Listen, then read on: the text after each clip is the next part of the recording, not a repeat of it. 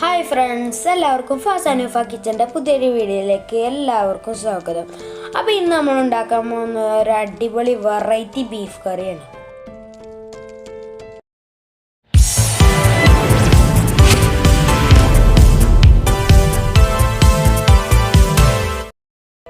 അപ്പോൾ അതിനുള്ള സാധനങ്ങൾ എന്തൊക്കെയാണെന്ന് നമുക്ക് നോക്കാം. മല്ലിച്ചപ്പ്, പുതിന, പച്ച കുരുമുളക് ഇല്ലെങ്കിൽ ഉണങ്ങിയ കുരുമുളകും യൂസ് ചെയ്യാം.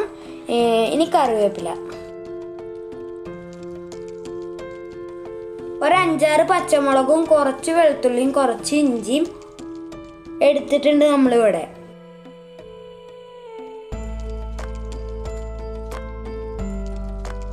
ഇനി ഇതൊക്കെ നമുക്കൊന്ന് പേസ്റ്റ് ആക്കി എടുക്കണം.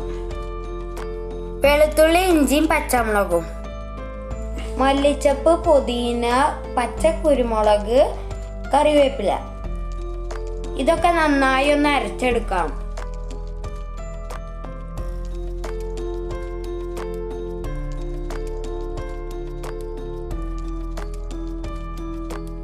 ഇതൊക്കെ നമ്മൾ നന്നായിട്ട് അരച്ചെടുത്തിട്ടുണ്ട്.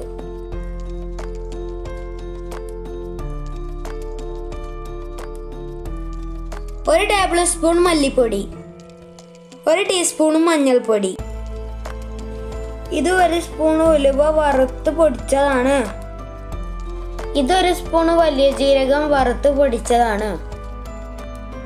1 ടീസ്പൂൺ ഗരം മസാല. ഒരു കുക്കർ അടുപ്പത്ത് വെച്ച് അതിലേക്ക് 2 ടേബിൾ സ്പൂൺ വെളിച്ചെണ്ണ ഒഴിച്ചു കൊടുക്കാം.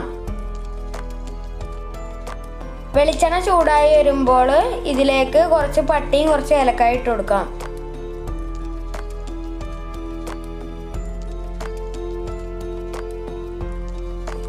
രണ്ട് വലിയുള്ളി ചെറുതായി കൊത്തിയരിഞ്ഞത് ഇതിലേക്ക് ഇട്ട് കൊടുക്കാം. കുറച്ച് കല്ലുപ്പ് ഇട്ട് കൊടുക്കുക, എന്നാൽ പെട്ടെന്ന് ഉള്ളി വഴന്നു വരും. ഉള്ളി ഒരു ബ്രൗൺ കളറായി വരുമ്പോൾ നമ്മൾ മസാലപ്പൊടികളൊക്കെ ഇട്ട് കൊടുക്കുക.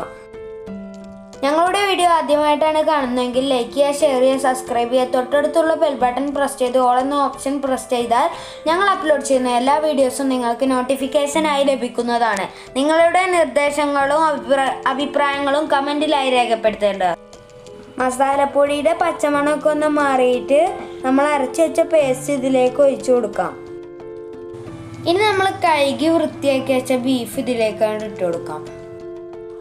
ഇനി ഇത് ശരിക്കിനൊന്ന് ഇളക്കി മിക്സ് ആക്കുക. ഒരു ചെറുനാരങ്ങയുടെ നീരങ്ങോട്ട് ഒഴിച്ചു കൊടുക്കാം. 1 കപ്പ് തൈര് അങ്ങോട്ട് ഒഴിച്ചു കൊടുക്കാം. ഇനി നന്നായി മിക്സ് ചെയ്തിട്ട് നമ്മളെ കുക്കറിനെ മൂടി അങ്ങോട്ട് അടച്ച് വെച്ചു കൊടുക്കുക. ഒരു 4 വിസിലടിച്ചിട്ട് നമുക്കൊന്ന് തുറന്നു നോക്കാം.